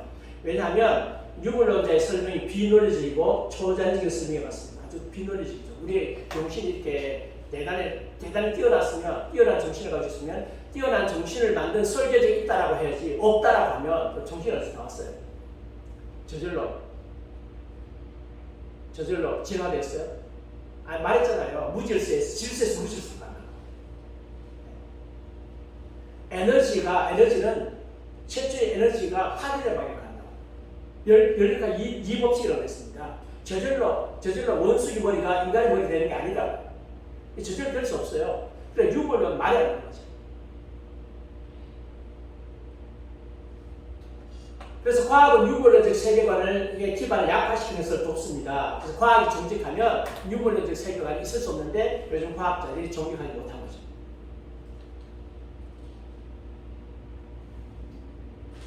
생각이 없거나 하나님을 싫어하거나. 여기 말했습니다. 정신은 뇌관이다. 뭐가 아니더라고요? 뇌관이에요. 그래서 뇌추정 심리학은 실패했다. 이제 정신을 뇌로 보는 것은 실패했다. 뇌의 어떤 부분이 파괴되고 그 부분에 해당하는 기능들이 손상될 경우에 그 기능의 다른 부분들에 받아진다는 것을 알려진 사실이다. 어느 부분이 파괴되면 그 인간이 완전 중리가 아닙니다. 다른 부분으로 이전된다. 그래서 정신과 뇌 사이에 정확한 관련성은 존재한다, 안 한다? 안 한다. 존재하지 않는다. 인간이 알 수 없는 뭔가가 뇌 속에 있다. 그래서 그 자아와 그 두뇌, 인간의 수수께끼, 인간의 심령, 뭐 이런 책을 쓰는 존 에클스 유명한 사람인데 정신을 가졌다는 것은 한 개인에게 의식이 있다는 것을 증명하고 그 의식은 정신적 사건이다. 두 개의 구별된 다른 질서가 있다. 즉 뇌는 물질세계에 있으며 정신은 상대적 경험세계에 있다. 유물론과 자연주의의 핵심적인 딜레마가 있습니다. 자연주의자들은 자연에 관해서 생각하는 행위를 수행하고 있다. 그들은 사고하고 있었다는 사실에 주의를 기울이지 않았다. 이 사실에 주의를 기울이는 순간 자기 생각이 그저 자연적 사건에 불과할 수 없다는 사실이 또한 자연 이외의 다른 무언가가 존재한다는 사실이 명백해진다. 초자연은 멀리 있고 난해한 것이 아니다. 그래서 날마다 시간마다 경험되어지는 것이 숨쉬는 행위만큼이나 친밀한 것이다. 자연주의자들은 자기가 사고하고 있다는 것을 생각하지 않는 거죠. 사고하고 있다고 하는 것을 생각하는 순간에 자기 사고를 만든 신이 필요하니까. 자연주의자들 머리 좋아. 대단한 발견 많이 해요. 그래서 초자연을 피할 수 없는 결론이다. 넘어갑니다. 예. 그래서 하나님의 정신의 필수적인 부분을 삼는 전체 구조물은 하나님의 존재, 그것을 창조하는 하나님의 존재를 가정하게 됩니다. 우리에게 정신이 있고 영혼이 있고 마음이 있다고 하는 것은 이것을 만드신 하나님이 있다라고 하는 것을 가정할 수밖에 없습니다. 지성이 있다고 하는 것 하나님 계신 거죠. 하나님은 초월적 정신도 훨씬 높으신 분이다. 그러나 우리가 믿는 것은 단순한 이 결론에서가 아니라 성경 말씀에 의해서 우리가 하나님을 믿고 있기 때문에 단순하게 이분이 뭐 이런 분이다 해가지고 경배하는 게 아니다. 우리는 계시에서 하나님을 경배한다고 하는 것을 기억하십시오. 그래서 기독교 철학은 온전한 세계관을 대변합니다. 그래서 최종적으로 당신은 유물론적 자연주의적인 세계관과 초자연주의적인 세계관 중에서 선택해라. 어느 것이 더 우월해요? 근데 불신자한테는 어느 것이 더 우월하냐 물어봐야 돼요. 그렇게 물어보세요. 무조건 믿으라 해가지고는 잘 안 통하는 사람 많죠. 어느 게 더 우월하냐? 일반적 세계관, 유물론적 세계관, 불교 세계관, 기독교 세계관 어느 철학이 더 우월하냐? 저는 앞만 봐도 성경 세계보다 더 우월할 게 없어요. 너무 좋아. 성경을 읽고 나면 너무 좋아. 기독교 철학은 목적 있는 삶을 받아들입니다. 이런 삶에서는 믿음은 일관성, 합리적이면서 신실된 세계를 따라서 빚어 나갈 수 있습니다. 이런 세계관을 지닌 기독교인들은 타세속주의의 교리에 휘둘린다, 안 휘둘린다? 안 휘둘린다. 어떤 교리를 가지고 어떤 세계관을 들고 와도 나한테는 설득력이 없다. 내가 최고의 것을 가지고. 그렇죠? 아멘? 네. 그래서 마찬가지로 기독교 철학자와 신학자들은 대립하고 있는 그 시대의 세계관에 익숙해야 됩니다. 그래서 우리는 익숙해야 돼요. 이 시대의 세계관에 익숙해야 되고 그 세계관보다 훨씬 탁월한 세계관이 있다고 하는 것을 소개를 해야 됩니다. 따지고 보면 철학도 삶의 방식이고 기독교인은 신실한 소리를 했다고 삶에 대한 신실한 패턴을 지녔다고 믿습니다. 이 시대의 이데올로기를 이해하여 이데올로기의 도전에 맞이할 수 있게끔 준비하는 것이 기독교 지도자의 과업입니다. 그래서 세계관을 성도들에게 말하고요, 가르쳐라. 그래서 여러분들은 주변에 있는 분들에게 열심히 퍼나르세요. 열심히 퍼나르십시오. 처음에는 좀 어려워도 조금 지나고 나면 그렇게 어렵지 않을 거예요. 이 과학은 끝이 없을 것인데 기독교 세계관은 변하지 않으나 그 주위의 세계관은 변하기 때문이다. 그러므로 변하고 있는 세상의 기독교 철학의 타당성을 보여주는 일은 끊임없이는 열심을 요구합니다.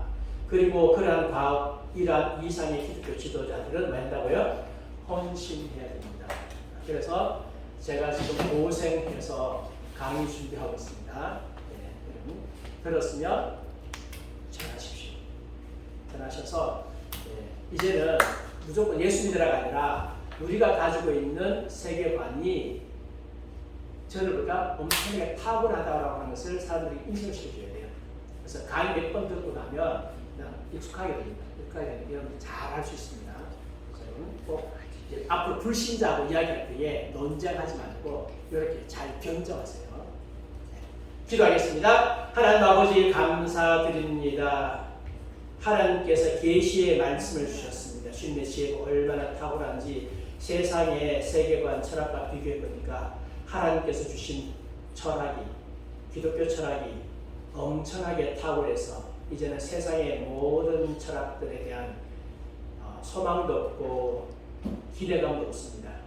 하나님 말씀이 최고입니다. 우리에게 주셔서 감사합니다. 늘 주의 말씀 증거하며 살아드린다 하시고 이제 불신자들을 설득할 수 있겠습니다. 주의 성령이 함께 하셔서 아버지 하나님 말씀으로 변정할 때 그들도 설득당해서 주께로 돌아오게 하옵소서. 예수님 이름으로 기도합니다. 아멘.